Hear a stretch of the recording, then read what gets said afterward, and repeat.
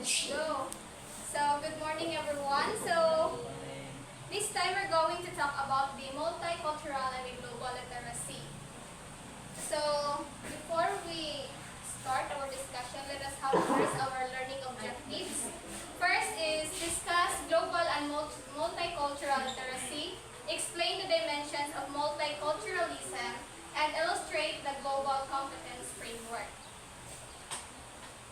So when we say multicultural literacy, what comes into your mind? Different languages. Different languages, what else? Different Cultures. Yes. Traditions. Yeah. So, multicultural literacy, it is the skills and ability to identify the creators of knowledge and their interests, to view knowledge from diverse perspectives, and to use knowledge to guide action that creates a humane and just world. So, when we say multicultural, motong different religions, different cultures, different traditions. But when we say multicultural literacy, it is the skills and ability nga kanang open-minded bitaw ka as a person. Like, Civil respect na yes. sa one. That's right. So, multicultural literacy focuses on diversity, equity, and social justice. It fosters cultural awareness by addressing issues like discrimination and oppression. So, here in multicultural literacy, ma-address na ang discrimination and oppression because the people are open-minded. So, meaning, they accept each other. Dili sila magbase sa kung unsa ka nga tao, sa imong culture, sa imong tradition, or even if you belong to IP, so as a multicultural literate, so you accept them as an individual. Yes. So, next is the global literacy. When we say global literacy, it aims to address issues of globalization, racism, diversity, and social justice. So, kung sa multicultural literacy, mag-focus more on the cultures of the people. And sa global literacy is pang-whole na siya sa globalization, which is included na ani ang economic, politics, mga nabitaw. Then sa racism is sa culture globalization. Racism, then diversity, kalahian sa mga tao, and social justice. So, global literacy requires awareness and action consistent with a broad understanding of humanity and the planet. Empowers students to make a positive impact locally and globally. So, as a global literate student or individual, dapat daw is we have a positive impact sa atong kalibutan. Society. So, saan ka nato as a student to have a positive impact sa ato ang lugar?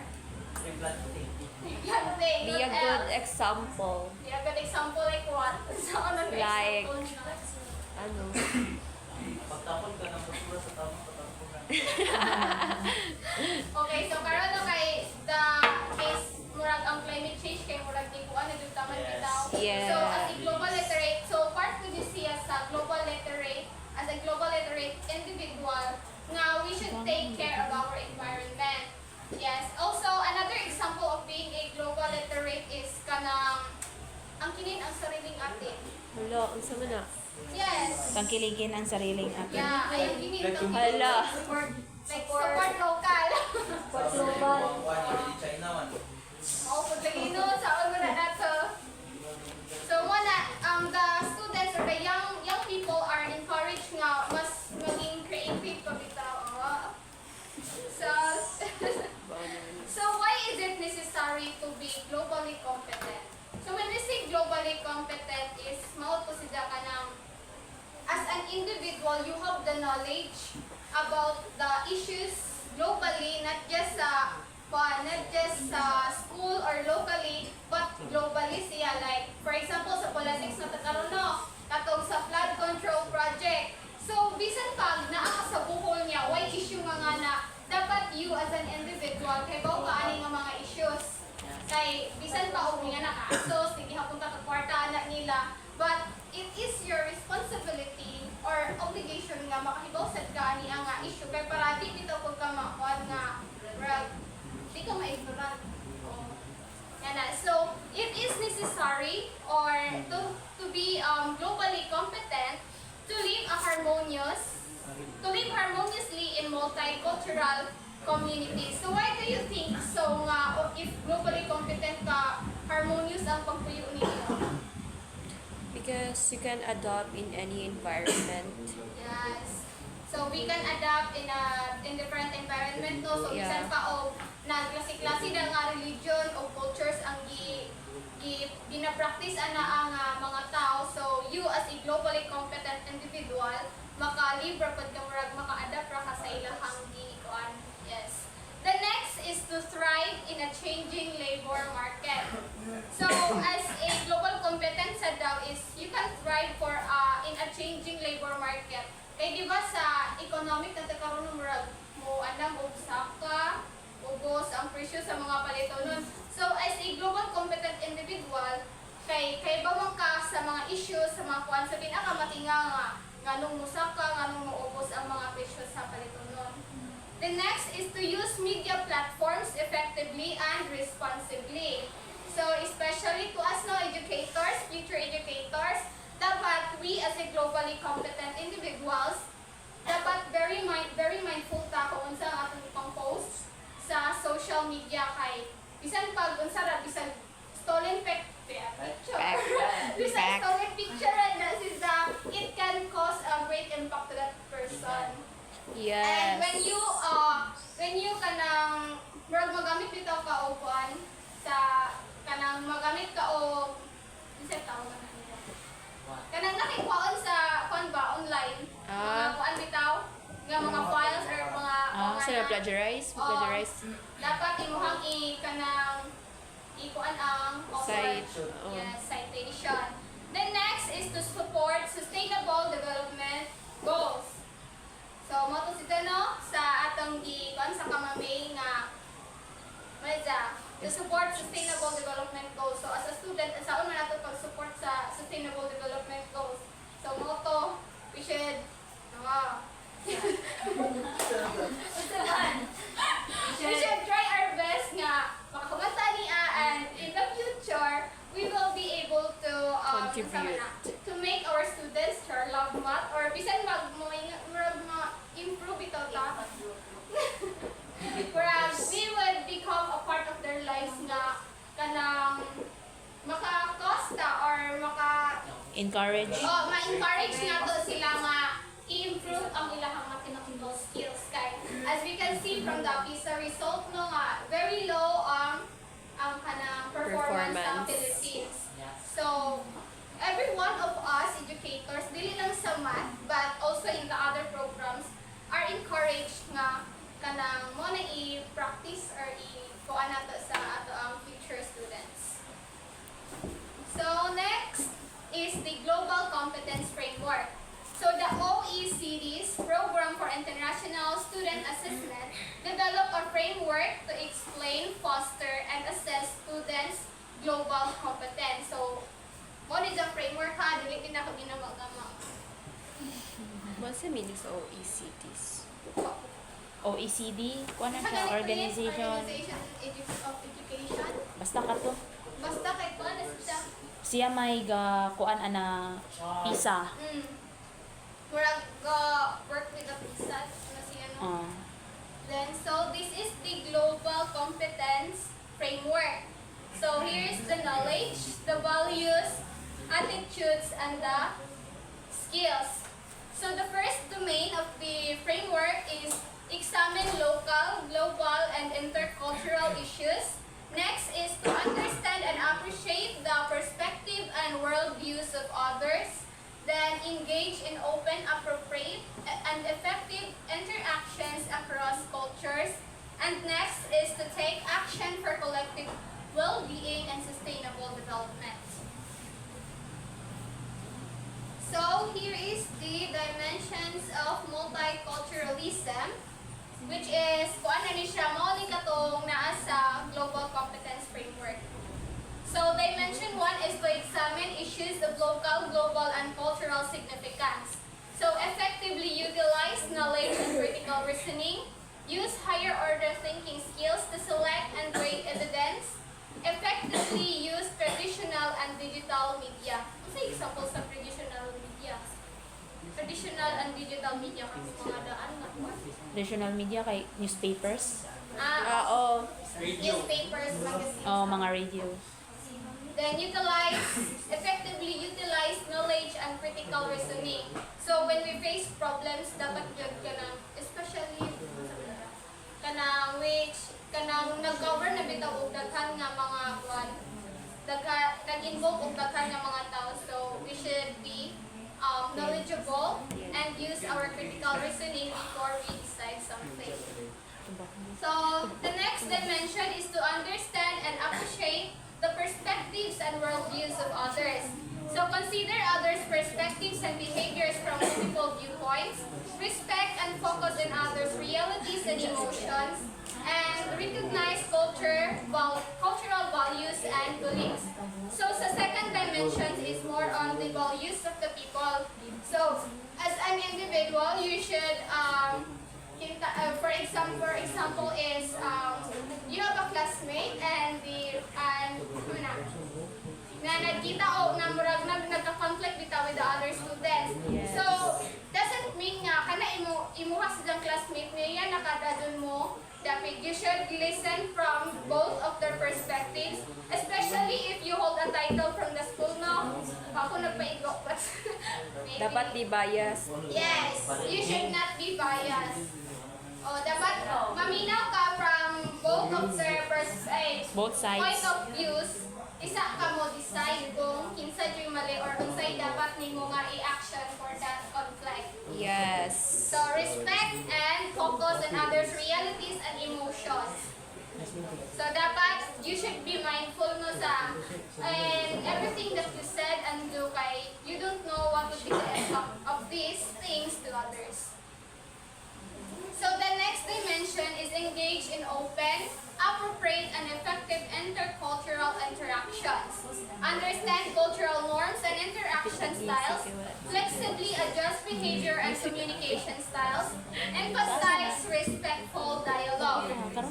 So in the third dimension is we as an individual, so as a global literate said no, and multicultural literate. So mga to sila, we should respect the cultures of the others, and if ever kintahay katong para sa example natin sa IT sa una nga, if mo visit ta og mga IT communities, mo tungtong natay kanang napay process before ka nga mo enter dun sa ilang community kay para sure nga wala kay ma-invade sa ilang privacy o wala kay ma-disrespect sa ilang culture. So the next dimension is take action for collective well-being and sustainable development. Actively participate in improving community conditions. Build a just, inclusive, and environmentally sustainable world.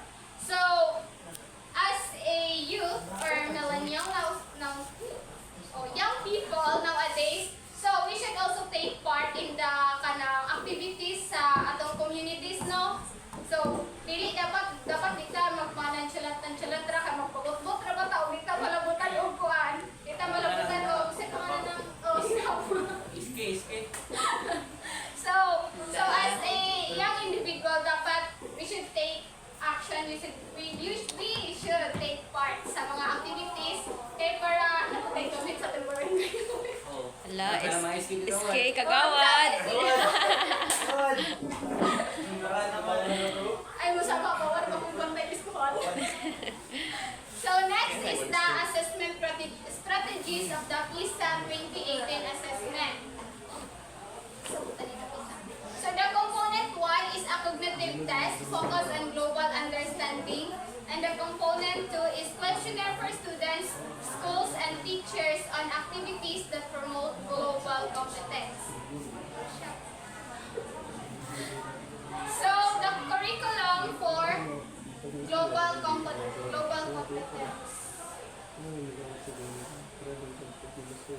So the curriculum for global competence should focus on the four knowledge domains, katong sa culture, socio-economic development, environmental sustainability, global institutions, and conflict. So why do you think so nga ang curriculum for the global competence is need mag-focus aning four domains? Kasi ano man jud kanunay mo evolve ang Yes, right.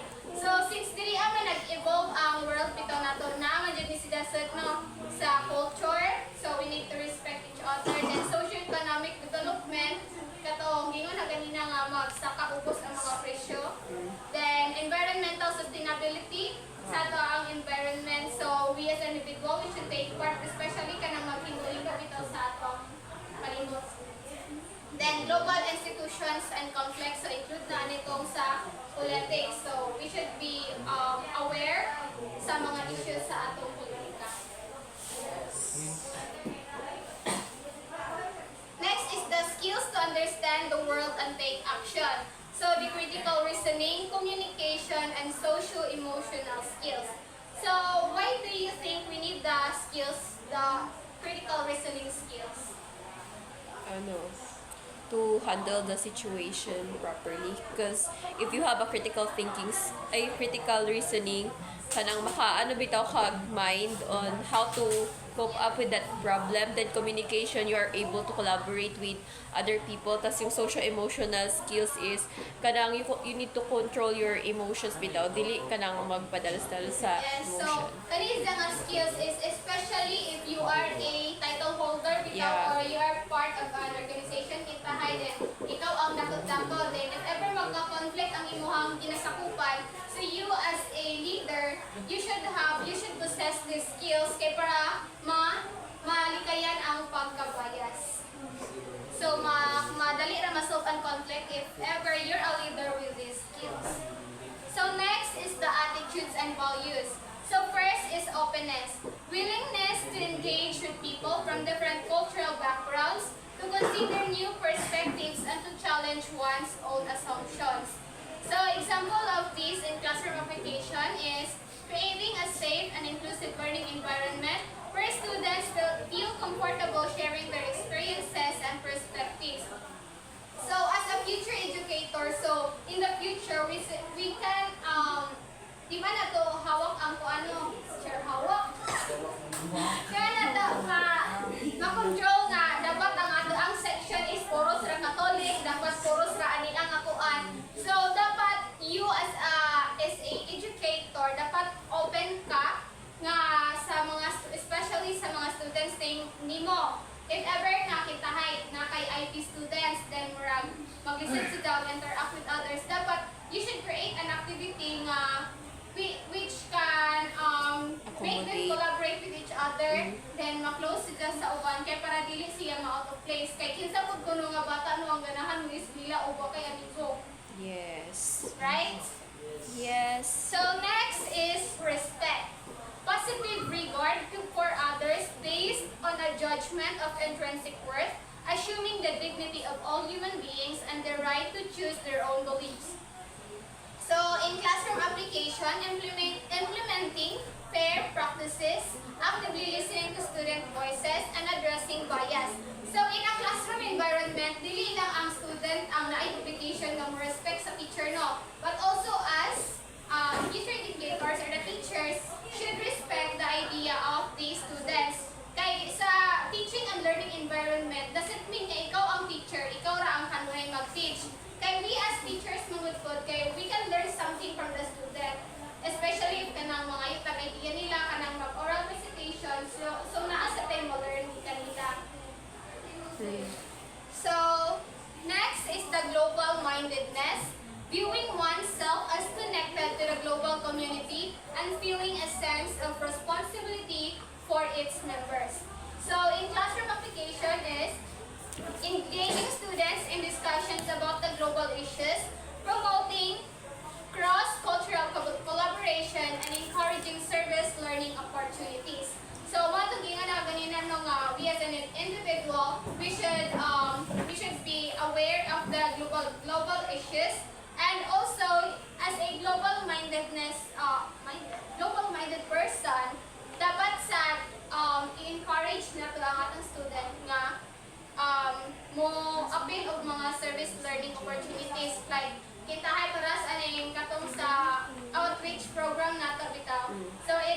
example of a service learning opportunity. Kaya si teacher educator, murag i-practice na bitaw tanga mo. Ano nga mga natin? Kung ano ang kutulis ka ng Tiyo lang ang o murag limited. Limited. Hindi na po. Pero okay na kay karong next sem ata kay kita naman siguro tanan 1 years. 1 years and dili na punta sa elementary sa high school nagtawid is maudod ang ato ang kuan field jud bitaw sa math. The next is valuing human dignity and diversity. So when we say human dignity, it is recognizing the inherent worth of every individual regardless of background, belief, or circumstance. So implication, promoting respect for basic human rights and fundamental freedoms. So when we say human dignity, na ba tayo human dignity? No? Okay. Yes. So dapat we should respect the kuan. We should respect each other regardless of unsa ka kuan sa background nimo, dato ba ka or pobre dapat fair tanan. Yeah. Hapit na ko dets. Next is the cultural diversity, valuing and appreciating the richness and variety of cultures, perspectives, and experiences in the world. Implication is encouraging understanding, empathy, and openness to different cultural norms and practices. So as we can, as we know that there is atong course no nga IT bitaw indigenous people community. So it is for us nga we can be aware of the cultures of others. Kay if ever natin ma-encounter nga na, so dili na ta ma-ignorant bitaw kay we already have the knowledge about them. And also if we ever encounter someone like that from the other culture communities like IT, dapat we are willing or we are open to know about their cultures kay para mas mo-broad pa ang atong understanding about the different cultures in the world.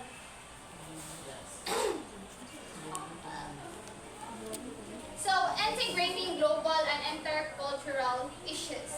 So, integrate global topics into existing subjects to make them relevant and actionable.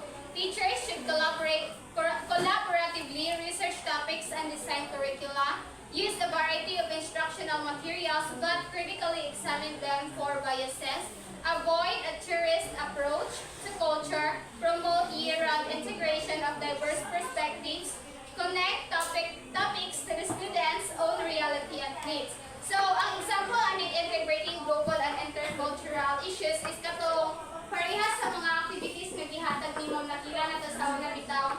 So, mag-research ta about the different cultures ay katong sa countries bitaw. Then katong mga issues na ipang research na to. So, dapat i-integrate siya sa lesson.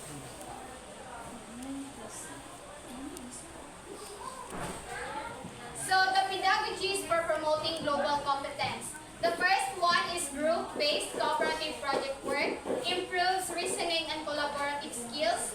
Class discussion encourages active listening and respectful exchange of views, helping students understand different perspectives. Then other methods is simulations, interviews, role plays, and online games. Then summary and key takeaway. Yeah. The multicultural and global literacy are essential for preparing students to be active, engaged, and responsible citizens in an interconnected world. By fostering global competence, schools can help students understand diverse perspectives, interact effectively across cultures,